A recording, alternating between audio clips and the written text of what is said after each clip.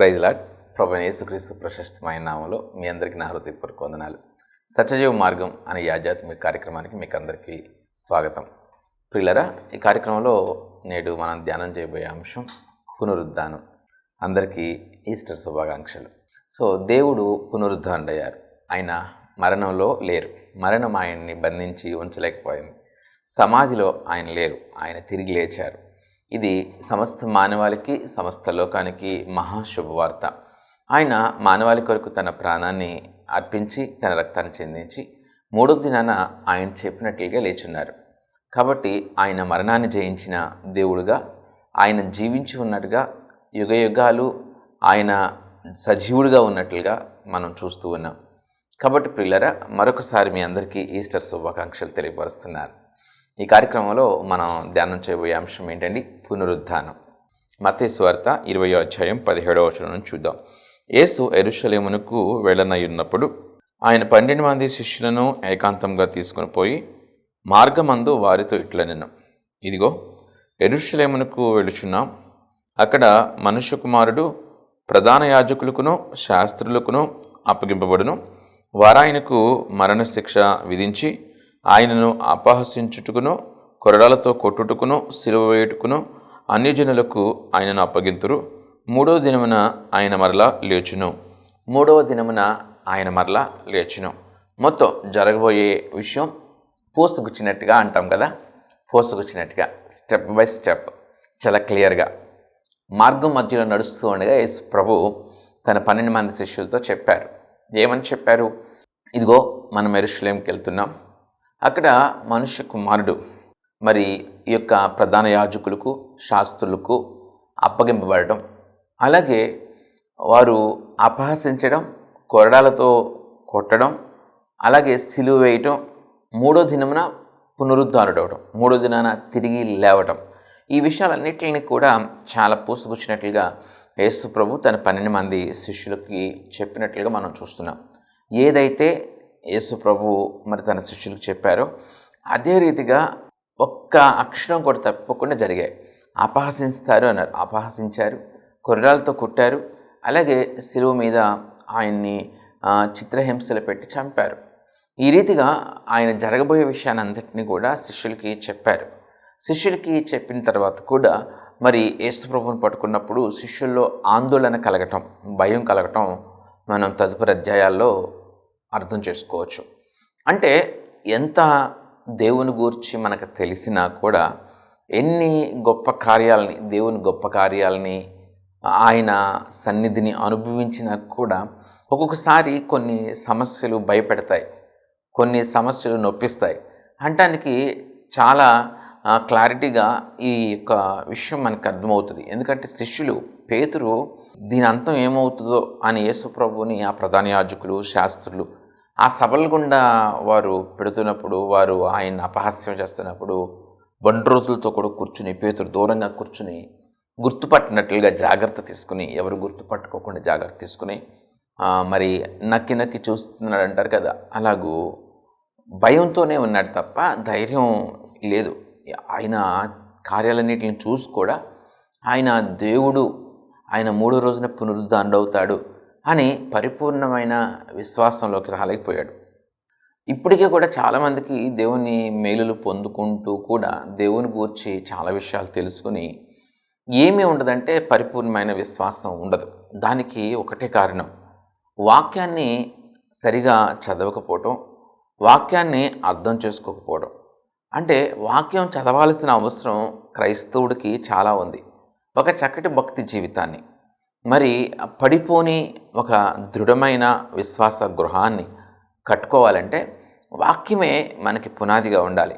వాక్యం మనం బాగా చదివి వాక్యాన్ని అర్థం చేసుకుని నమ్మినట్లయితే, వాక్యాన్ని మన హృదయంలో భద్రపరుచుకున్నట్లయితే, ఎంత పెద్ద తుఫాను వచ్చినా, ఎంత పెద్ద గాలివాన వచ్చినా, వరదొచ్చినా మన విశ్వాసాన్ని అవి ఏమాత్రం కూడా చెల్లాచెదురు చేయలేవు.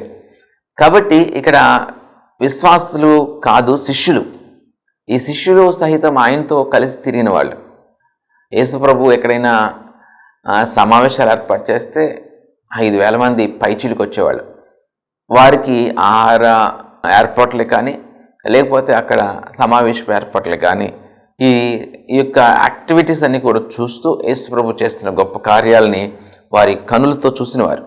వారు అంత గొప్ప కార్యాలను చూసి ఆయనతో కలిసి నడిచి, ఆయనతో కలిసి బస చేసి, ఆయనతో కలిసి భోజనం చేసి కూడా వారు భయంతో నింపబడ్డారు.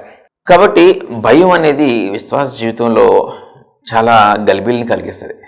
మనమైతే మరి ఎక్కువగా వాక్యం చదివి, వాక్యాన్ని అర్థం చేసుకుని, వాక్యాన్ని విశ్వసించినట్లయితే మనకు కొన్ని గాఢాంధకారపు లోయల్లో మనం ప్రయాణం చేస్తున్నప్పుడు, కొన్ని కష్టాల గుండా, కొన్ని సమస్యల గుండా వెళుతున్నప్పుడు సహితం మనకు ఒక ధైర్యం, నిరీక్షణ ఉంటుంది. ఎందుకంటే దేవుని బట్టి ధైర్యం, దేవుని బట్టి నిరీక్షణ కలుగుద్దండి. ఆయన ఉన్నవాడు, ఆయన నీ ప్రక్కన, నీ ఎదుట కూడా ఉంటారు. ఆయన ఉన్నవాడు, ఆయన చూచున్నవాడు. ఖచ్చితంగా ఆయన తగిన సమయమందు సహాయం చేసే దేవుడుగా ఉన్నారు. కాబట్టి మనకి ధైర్యము, నిరీక్షణ అనేవి దేవుని బట్టి కలుగుతాయి.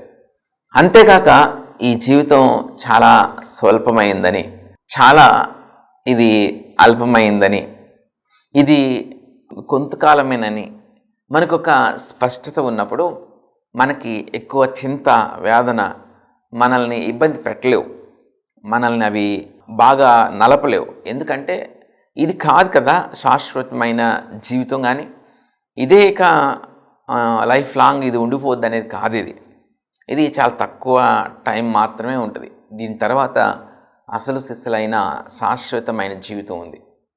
అక్కడ నువ్వు సంతోషంగా ఉండాలా, అక్కడ నువ్వు మరి వేరొక పాత్లో వెళ్ళి, వేరొక మార్గంలో వెళ్ళి నువ్వు నరకాన్ని, నువ్వు భయంకరమైన శిక్షను పొందాలా, నీ పాపాలు ప్రక్షాళన చేయబడి ఈ వాక్య మార్గంలో నువ్వు నడిచి నువ్వు పరలోకాన్ని పొందుకొని శాశ్వతమైన సంతోషంతో నువ్వు ఉండాలంటే ఖచ్చితంగా మన పాపాలన్నీ కూడా యేసు రక్తంలో కడగబడాలి.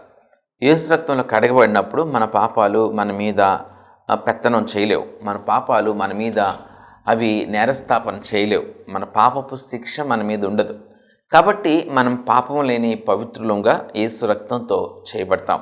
అందుకనే యేసు ప్రభు తన ప్రాణాన్ని అర్పించడానికే ఈ యొక్క కార్యక్రమం అంతా జరుగుతుంది. కానీ ఇక్కడ ప్రధాన యాజకులను, శాస్త్రులను మరి వారు మత మౌఢ్యంతో నింపబడి, మత ఛాందసత్వంతో నింపబడి యేసు ప్రభువుని శత్రువుగా వారు భావించి యేసు ప్రభువుని హింసించారు. వారికి ఎంత కర్కసు, ఎంత కోపం, ఎంత బాధ వాళ్ళలో ఉన్నాయో యేసు ప్రభువుని కొరడాలతో కొట్టిన ఆ యొక్క సందర్భాలని మనం చూస్తున్నప్పుడు మనకు అర్థమవుతూ ఉంటుంది. ఆయన్ని అపహాస్యం చేయడం కానీ, ఆయనని హింసించడం కానీ చూసినప్పుడు వారికి ఎంత వ్యతిరేకత, ఎంత కోపంతో రగిలిపోయారో మనకు అర్థమవుతుంది. ఆ కోపం రావడానికి కారణం ఏంటంటే యేసు ప్రభువు పరలోకానికి వెళ్ళే ఒక మార్గాన్ని ఆయన బోధించారు. ఆయన మంచిని బోధించారు. చాలామంది వ్యభిచారులను ఆయన మార్చారు. వ్యభిచారులు వారి వ్యభిచారాన్ని విడిచి వారు మంచివారయ్యారు. దొంగలు, మోసగాండ్రు మారారు. అలాగే గుడ్డివారు కనులు పొందుకున్నారు, కుంటివారు కాళ్ళు పొందుకున్నారు, అనారోగ్యంతో బాధపడుతున్న వారు స్వస్థత పొందుకున్నారు. ఈ అనేక మంది ఈ రీతిగా మంచిగా మారుతున్నారు. దీనిలో వాస్తవానికి ఆయన మరి ఈ మత మౌఢ్యంతో నింపబడుతున్న వారికి మింగుడు పడని విషయం ఏంటంటే చాలామంది వారిని వెంబడించే వాళ్ళు యేసు ప్రభుని వెంబడించడం మొదలుపెట్టినప్పుడు వారికి ఇచ్చే విలువ తగ్గుతుంది, వారికి వచ్చే రాబడి తగ్గింది. కాబట్టి ఏదేమైనా కూడా ఈ అడ్డు తప్పించుకోవాలనుకున్నారు. కానీ అది జరగాల్సి ఉంది కాబట్టి జరిగింది. కానీ ఒకవేళ ప్రధాన యాజకులనో, శాస్త్రులనో మనం కూడా దుమ్మెత్తిపోయాలనో, లేకపోతే వారు ఎంత పనిచేశారు, వారు ఎక్కడుంటారు అని మనం అడిగి తెలుసుకుని వారి మీద కక్ష సాధింపు చేయాలనో, లేకపోతే మన పగను మనం తీర్చుకోవాలనో కాదు. ప్రధాన యాజకులను, శాస్త్రులను, అలాగే ఆ బంట్రోతులు, ఆ రోమ్ సైనికులను యేసుప్రభు ఉద్దేశించి వీరేమి చేస్తున్నారో వీరెరుగురు అన్న మాటని మనం ఆలోచన చేస్తే వారి మతమౌఢ్యంతో, వారి మత ఛాందసత్వంతో, వారిలో ఉన్న ఆలోచన విధానాలతో అపవాదైన సాతాను వారిలో నింపబడి వారిలో అలాంటి బుద్ధిని కలిగించి వారిని వాడి రాజ్యంలో కలుపుకోవడానికి, వారిని దేవునికి మంచికి వ్యతిరేకంగా వారిని పురికొల్పి రెచ్చగొట్టి, ఎందుకంటే అపవాది తనకి కూడా ఒక సైన్యం కావాలి, తనకి కూడా ఒక సమూహం కావాలి, తన ఉద్దేశాలను నెరవేర్చుకోవడానికి ఒక మానవ సమూహం కావాలి. ఆ మానవ సమూహాన్ని అపవాది ఏర్పరచుకోవడానికి ప్రయత్నం చేస్తుంది. కాబట్టి ఎప్పుడు కూడా మనుషుల్ని మీరు చూడొద్దండి. ఏ మనిషిని కూడా మీరు శత్రువుగా భావించొద్దు. మిమ్మల్ని అపహసించేవారిని, మిమ్మల్ని హింసించేవారిని క్రీస్తు నిమిత్తం మీరు శ్రమ పొందిన వారైతే మీరు చింతపడొద్దు. మీ ప్రతిఫలం పరలోకమందు అధికమవుతుందని దేవుని యొక్క వాక్యం చెబుతుంది. కాబట్టి మీరు క్రీస్తు నిమిత్తం అలాగే దేవుని నిమిత్తము ఈ యొక్క నీతి నిమిత్తం మీరు హింసించబడుతూ ఉంటే, మీరు అపహసింపబడుతూ ఉంటే, మీరు నిందింపబడుతూ ఉంటే, మీరు ఇబ్బందికి గురి చేయబడుతూ ఉంటే చింతపడొద్దు, ధైర్యంగా ఉండండి, బాధపడొద్దు. మీ ప్రతిఫలం పరలోకమందు అధికమవుతుందని దేవుని యొక్క వాక్యం చెప్తుంది.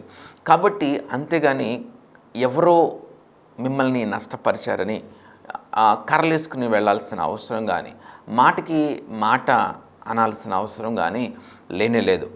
తెలిసి తెలియని పరిస్థితుల్లో అపవాది చాలామందిని తన కబంధ హస్తాల్లో బంధించి వాడుకోవడం ఏ కాలంలోనైనా చూడొచ్చు. ఏ కాలంలో, ఆనాడు ప్రవక్తల కాలంలోనూ అది ఉంది. అలాగే యేసు ప్రభు మనుష్య కుమారునిగా భూమి మీదకి వస్తాడని పాత నిబంధనలో రాయబడిన ప్రకారం ఆయన 2026 సంవత్సరాల క్రితం భూమి మీద మనుష్య కుమారునిగా జన్మించి ఈ యొక్క శిక్షనంతటిని భరించి ఆయన తన ప్రాణాన్ని అర్పించి 3వ రోజున పునరుద్ధరణ అవడం జరిగింది. ఆ యేసు ప్రభు కాలంలో కూడా ఈ మత మౌఢ్యం, ప్రవక్తల కాలంలో కూడా ఆ ప్రవక్తలను హింసించిన విధానం మనం చూస్తూ ఉన్నాం. అది ఎప్పటికీ ఉంటుంది. అది రకరకాల రూపాల్లో, రకరకాల మత మౌఢ్యాలు ఆయా కాలాలను బట్టి మరి పుట్టుకొస్తూ ఉన్నప్పుడు అది ఖచ్చితంగా ఉండొచ్చు. అది మనుషులను చూడకూడదు. సాటి మనిషిని ప్రేమించమని దేవుని యొక్క వాక్యం చెప్తుంది. ధర్మశాస్త్ర సారమంతా కూడా ప్రేమే కదా. వ్యక్తిగత దూషణలు చాలా పొరపాటు. వ్యక్తిగత దూషణలు, వ్యక్తిగతంగా నష్టపరచాలని ప్రయత్నం చేయడం, వ్యక్తిగతంగా దాడి చేయడం, లేకపోతే వ్యక్తిగతంగా చంపేయాలని చూడడం. సౌలు భయంకరమైన దూషకుడు, హింసకుడు కదండి. చాలా కోపిష్టి కదా. ఎక్కడన్నా యేసు ప్రభుకి ప్రార్థన చేస్తున్నారంటే సౌలు ఊచకోత కోసేవాడు. చాలా కోపిష్టి. ప్రార్థనకి ఎక్కడైనా కూడుకున్నారంటే మాత్రం ఉగ్రుడైపోయేవాడు. ఆ యొక్క సౌలు మరి క్రీస్తు చేత పట్టబడినప్పుడు పౌలుగా మారి ఎన్ని సంఘాలు, ఎంత దేవుని పనిచేశాడు, దేవుడు కలుగు చేసుకున్నాడు. చాలామంది సౌలు లాంటి దుర్మార్గులు చచ్చిపోవాలని మరి అనుకుని ఉంటారు. కొంతమంది ప్రార్థన కూడా చేశారేమో. దేవుడు వారి ప్రార్థన ఆలకించి ఉండడు. ఎందుకంటే ఒకరు పాడైపోవాలని నువ్వు ప్రార్థన చేస్తే దేవుడు ఆలకించకపోవచ్చు. ఒకరు బాగుపడాలని నువ్వు ప్రార్థన చేస్తే దేవుడు ఖచ్చితంగా ఆలకిస్తారు.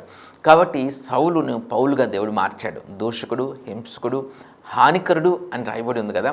కాబట్టి మనల్ని హింసించే వారి కొరకు కూడా మనం ప్రార్థన చేసేవారంగానే ఉండాలి. కాబట్టి ఇక్కడ ఈ మత మౌఢ్యంతో నింపబడుతున్న ఈ ప్రధాన యాజకులు, శాస్త్రులు మరి యేసు ప్రభుని వారు పట్టుకోవడం జరుగుతుంది. ఎలాగైతే యేసు ప్రభు ముందుగా చెప్పారో అలాగే గెత్సెమనే తోటలో మరి పట్టుకోవడం, ఆయనని సభకు తీసుకువెళ్ళటం, ప్రధాన యాజకుల సభకు తీసుకువెళ్ళటం, అలాగే పిలాతు వద్దకు తీసుకుని వెళ్ళటం.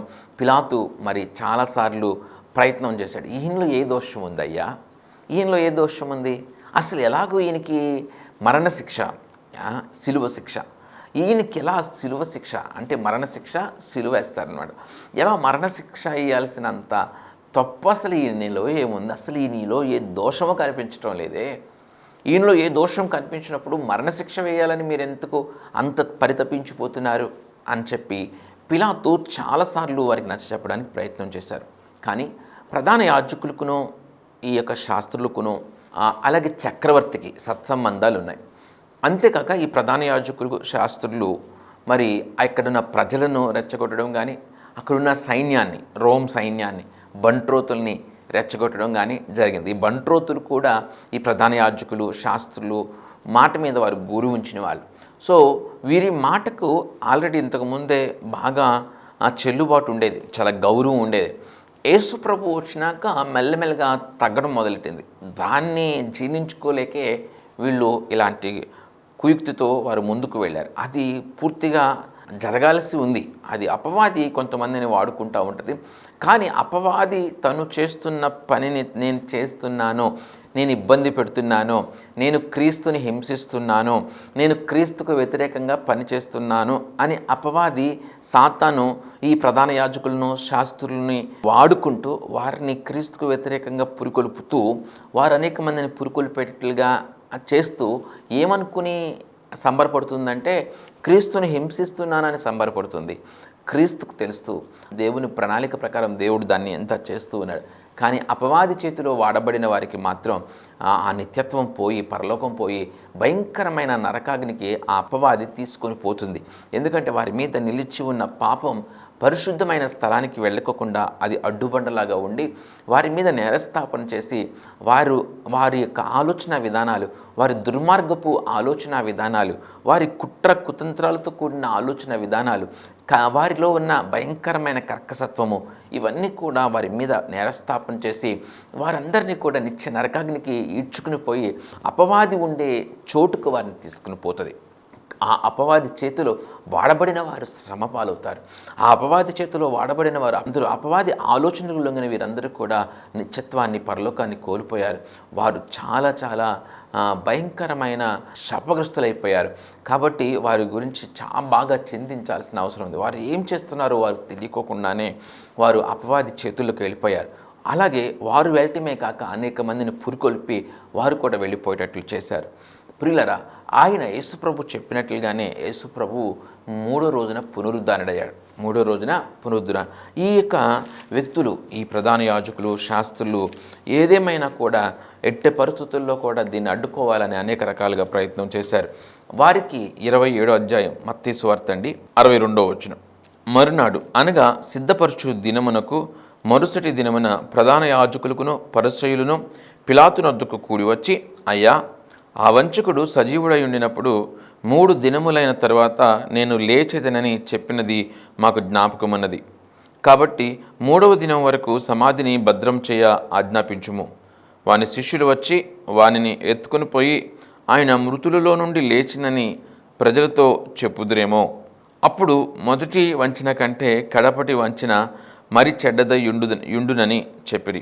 అందుకు పిలాతు, కావలివారున్నారు కదా, మీరు వెళ్ళి మీ చేతనైనంత మట్టుకు సమాధిని భద్రము చేయడని వారితో చెప్పెను. వారు వెళ్ళి కావలి వారిని కూడా ఉంచుకుని రాతికి ముద్ర వేసి సమాధిని భద్రం చేసిరి. ఇంత కట్టుదిట్టమైన ఏర్పాట్లు సమాధికి చేశారు. 28వ అధ్యాయం 1వ వచనం నుంచి. విశ్రాంతి దినము గడిచిపోయిన తరువాత ఆదివారమున తెల్లవారుచుండగా మగ్దలేనే మరియయు వేరొక మరియయు సమాధిని చూడవచ్చిరి. ఇదిగో, ప్రభువు దూత పరలోకము నుండి దిగి వచ్చి రాయి పొర్లించి దాని మీద కూర్చుండెను. అప్పుడు మహాభూకంపము కలిగెను. ఆ దూత స్వరూపము మెరుపు వలె ఉండెను. అతని వస్త్రము హిమమంత తెల్లగా ఉండెను. అతనికి భయపడుట వలన కావలివారు వనకి చచ్చిన వారి వలె నుండిరి. దూత ఆ స్త్రీలను చూచి, మీరు భయపడకుడి, సిలువ వేయబడిన యేసును మీరు వెతుకుచున్నారని నాకు తెలియను. ఆయన ఇక్కడ లేడు, తాను చెప్పినట్టే ఆయన లేచియున్నాడు. రండి, ప్రభువు పండుకొనిన స్థలము చూచి త్వరగా వెళ్ళి ఆయన మృతులలో నుండి లేచియున్నాడని ఆయన శిష్యులకు తెలియచేయుడి. ఇదిగో, ఆయన గలిలయలోనికి మీకు ముందుగా వెళ్ళుచున్నాడు. అక్కడ మీరు ఆయనను చూతురు. ఇదిగో, మీతో చెప్పి తినెను. ఈలాగూ దూత మాట్లాడుతుంది. అక్కడికి యేసు ప్రభు సమాధి దగ్గరికి కొంతమంది స్త్రీలు వెళ్ళారు. అయితే రాయి పొర్లించుంది. అక్కడున్న కావలివారు మరి మూర్ఛిల్లిపోయి ఉన్నారు. గబగబా కంగారుతో లోపలికి వెళ్ళి చూశారు. అక్కడ దూత కూర్చుని ఉన్నది. మహాప్రకాశమానమైన వెలుగుతో మెరుపు వలె దూత ఉండడం. ఆ దూత, మీరేం వెతుకుచున్నారు? మీరు క్రీస్తుని వెతుకుచున్నారని నాకు తెలుసు. ఆయన లేడిక్కడ. ఆయన ముందుగా చెప్పినట్లుగానే మృతులలో నుంచి ఆయన లేచారు. ఆయన మీకు గలిలయలో కనబడతారు. ముందు మీరు వెళ్ళి శిష్యులకి చెప్పి ఆయన లేచి ఉన్నాడని వారందరినీ అక్కడ సిద్ధపరచండి, అక్కడ ఆయన మీకు కనిపిస్తారు అని చెప్పి ఆ దూత ఆ స్త్రీలతో చెప్పింది. 8వ వచనం. వారు భయంతోనూ మహా ఆనందంతోనూ సమాధి యొద్ద నుండి త్వరగా వెళ్ళి సమాధి యొద్ద నుండి త్వరగా వెళ్ళి ఆయన శిష్యులకు ఆ వర్తమానం తెలుప పరిగెత్తుచుండగా యేసు వారిని ఎదుర్కొని మీకు శుభమని చెప్పెను. వారు ఆయన యొద్దకు వచ్చి ఆయన పాదములు పట్టుకొని ఆయనకు మ్రొక్కగా, యేసు భయపడకుడి, మీరు వెళ్ళి నా సహోదరులు గలిలయకు వెళ్ళవలెననియు వారక్కడ నన్ను చూతురనియు వారికి తెలుపుడనెను. వారు వెళ్ళుచుండగా కావలి వారిలో కొందరు పట్టణంలోనికి వచ్చి ఆ కావలి వారిలో మూర్చెల్లిపోయిన వారు లేచారు. వారికి స్పష్టంగా ఆ దూతను వారు చూశారు. ఆ ప్రకాశమానమైన వెలుగును చూసి మూర్చెల్లిపోయారు. వాస్తవంగా జరిగిన విషయమంతా కూడా వారికి అర్థమైన ఆ కావలి వారు పట్టణంలోనికి వచ్చి జరిగిన సంగతులన్నిటినీ ప్రధాన యాజకులతో చెప్పిరి. కాబట్టి వారు పెద్దలతో కూడి వచ్చి ఆలోచన చేసి ఆ సైనికులకు చాలా ద్రవ్యమిచ్చి, చూడండి, ఆ సైనికులకి చాలా ద్రవ్యమిచ్చి, ఇక్కడ జాగ్రత్తగా ఆలోచించండి. ఈ ప్రధాన యాజకులు, శాస్త్రులు సత్యాన్ని తెలుసుకోవాలి అనే ఆలోచన, స్పృహ వారికి ఉంటే వారు ఖచ్చితంగా ఇక్కడ ఆలోచిస్తారు, ఆయన పునరుద్ధానుడయ్యాడా, ఆయన ముందుగా చెప్పినట్లుగా 3వ దినాన తిరిగి లేస్తానని చెప్పినట్లుగా ఆయన తిరిగి లేచాడు అని వారు పశ్చాత్తాపడి వారి మనస్సును మార్చుకుని వారు యేసు వైపు తిరగాలి. వారు యేసు ప్రభుని వెంబడించే వారిగా వారు ఉండాలి. యేసు ప్రభు శిష్యులుగా వారు మారాలి. అలాంటిది ఈ ప్రధాన యాజకులు, శాస్త్రులు వారి హృదయం కఠినము చేసుకొని అపవాది చేతిలో వారు వాడబడుటకు మరి కుయుక్తితో వారు నింపబడినట్లుగా మనం చూస్తున్నాం. చాలాసార్లు దేవుని గూర్చి, యేసు ప్రభు ప్రేమ గూర్చి కొంతమందికి చెప్పాలనే ప్రయత్నం చేస్తూ ఉంటే వారి మనసులో వారు నిలుపుకున్న ఆలోచనల్ని, వారు నిలుపుకున్న వ్యతిరేకతను వారు కనపరుస్తూ అదే వాస్తవమని, దానిని కాపాడాలనే ఒక భ్రమలో వారు వారి ఆలోచనను నిజమైన ఆలోచన అని నిరూపించుకోవాలని, దాన్ని స్థిరపరచాలని ఒక ఆలోచనతో మరి వ్యతిరేకంగా ప్రవర్తించే అవకాశాలు ఉంటాయి. ఇక్కడ ఈ ప్రధాన యాజకులకు, శాస్త్రులకు కావలి వారు వచ్చి జరిగిన సంగతి చెప్పినప్పుడు వారు ఖచ్చితంగా మారు మనసు పొంది, మార్పు నొంది వారి బ్రతుకులు మార్చుకొని వారి యొక్క కర్కసత్వాన్ని, వారి యొక్క పశుతత్వాన్ని, వారి యొక్క మూర్ఖత్వాన్ని విడిచిపెట్టి వారు యేసు వైపు తిరిగినట్లయితే వారు నిత్యత్వాన్ని పొందుకునేవాళ్ళు. వాళ్ళల్లో ఉన్న పాప నైజాన్ని వారు భద్రం చేసుకుంటూ, దాచుకుంటూ వారు వ్యతిరేకంగా ప్రవర్తించినట్లుగానే మనం చూస్తున్నాం. ఈ వారు వెళ్ళుచుండగా కావలి వారిలో కొందరు పట్టణంలోనికి వచ్చి జరిగిన సంగతులన్నిటినీ ప్రధాన యాజకులతో చెప్పిరి.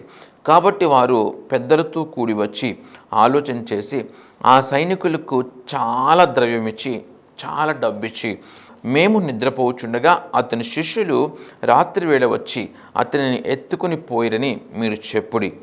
ఇది అధిపతి చెవిన పడిన ఎడల మేము అతన్ని సమ్మతిపరిచి మీకేమియో తొందర కలగకుండా చేతుమని చెప్పిరి. ఏమంటే ఇక్కడ సైనికులకు చాలా డబ్బు లంచం ఇచ్చి ఈ ప్రధాన యాజకులు, శాస్త్రులు ఇలా చెప్పండి, అక్కడ దొంగ సాక్షుల్ని, యేసుప్రభుకి శిక్ష వేయించాలని దొంగ సాక్షులను పెట్టి రకరకాల ప్రయత్నాలు చేసిన ఎన్నో సాక్ష్యాలు చెల్లక అవి చెల్లాచెదురైపోయినా చివరికి 2 సాక్షులు వచ్చి వారు నేను దేవుని కుమారుణ్ణి అన్నాడు అని చెప్తే దాన్ని వారు తప్పుగా చిత్రీకరించి ఆయనకి శిలువ శిక్ష వేయాలని గోల చేస్తే చివరికి దాని వలన కూడా కాకపోయినా కూడా ఈ ప్రధాన యాజకులకు, శాస్త్రులకు చక్రవర్తితో ఉన్న సంబంధాలను బట్టి, బంట్రోతులతో ఉన్న సంబంధాలను బట్టి, అలాగే అనేక మంది ప్రజలను వీరు పురుకొల్పిన విధానాన్ని బట్టి పిలాతు వీరందరికీ భయపడి తాను చేయదలచింది చేయక తాను చేయకూడదనుకున్నది చేయాల్సి వచ్చింది.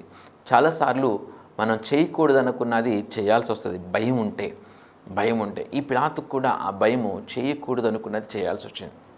ఇది అధిపతి చెవిన పడితే మీకు చాలా లంచం ఇచ్చి ఆ సైనికులకి మీరు ఇలా చెప్పండి.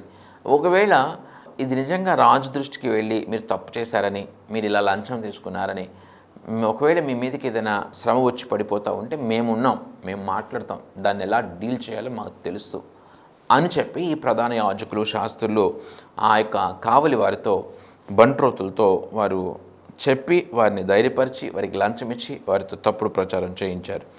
15వ వచనం. అప్పుడు వారు ఆ ద్రవ్యం తీసుకుని తమకు బోధించిన ప్రకారం చేసిరి.